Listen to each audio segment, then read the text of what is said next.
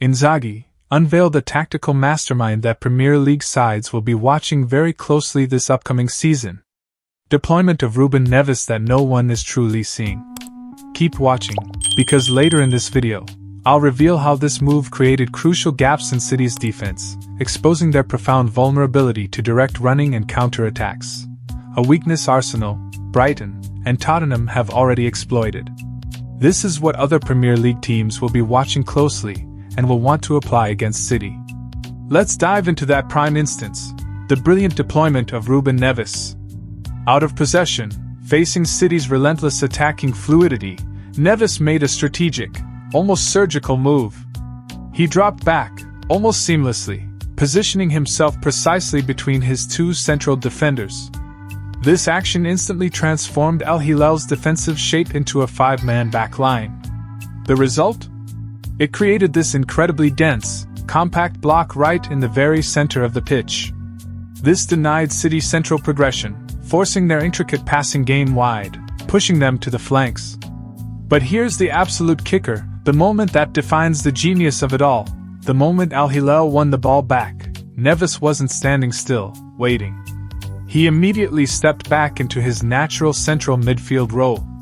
This allowed for a truly seamless transition back into their preferred 4-2-3-1 formation.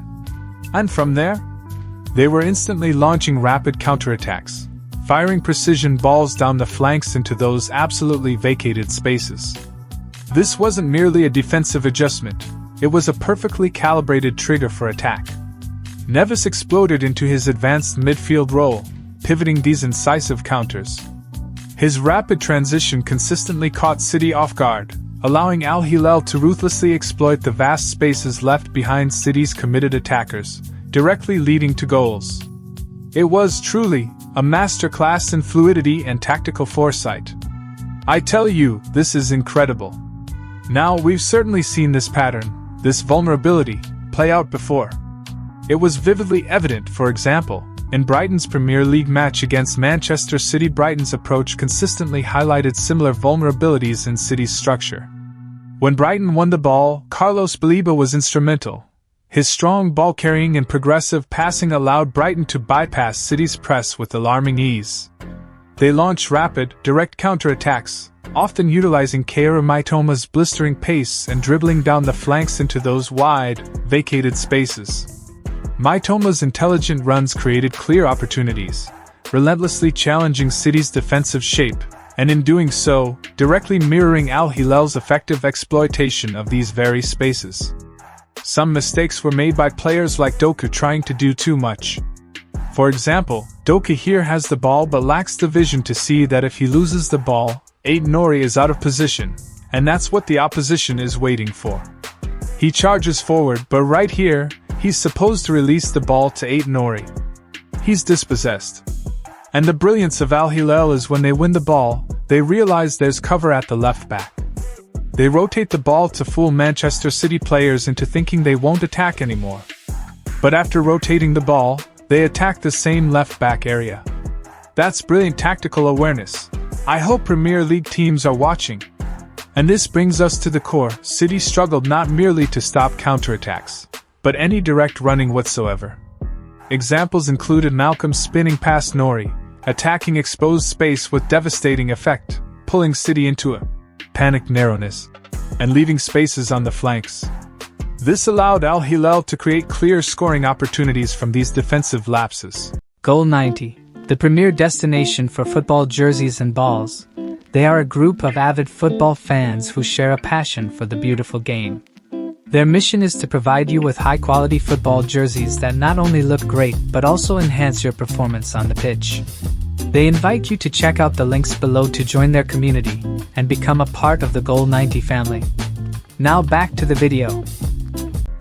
We saw this exact vulnerability evident during Manchester City's 5-1 loss to Arsenal. Arsenal consistently sought to exploit those huge spaces.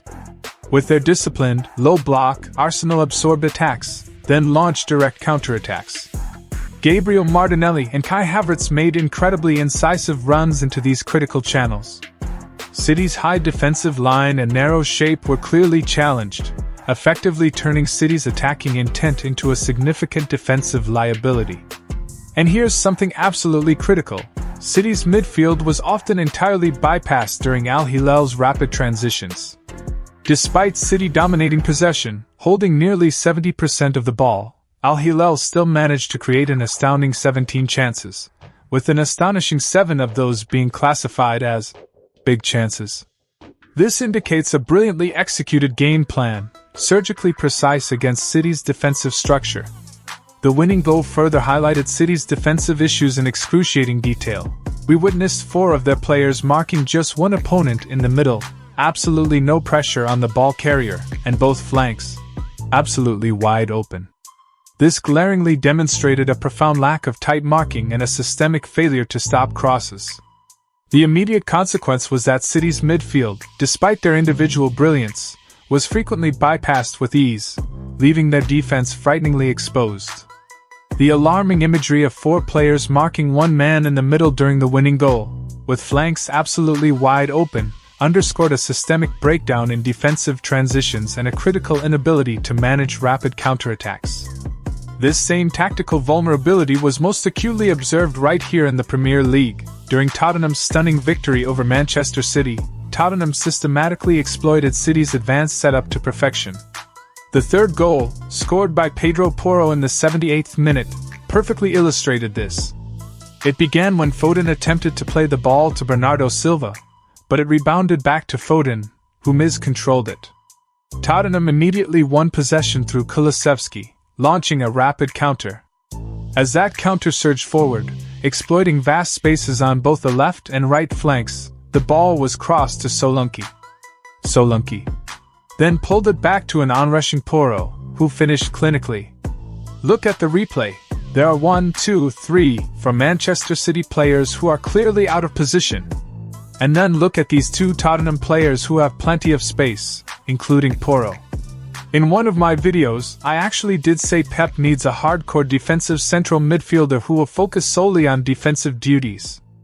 I suggested Carlos Baleba. If you want to know what he brings, go watch that video. Finally, Brennan Johnson sealed the rout in the 93rd minute with yet another devastating counterattack, sprinting clear behind City's exhausted, high defensive line to punish their absolute inability to track runners.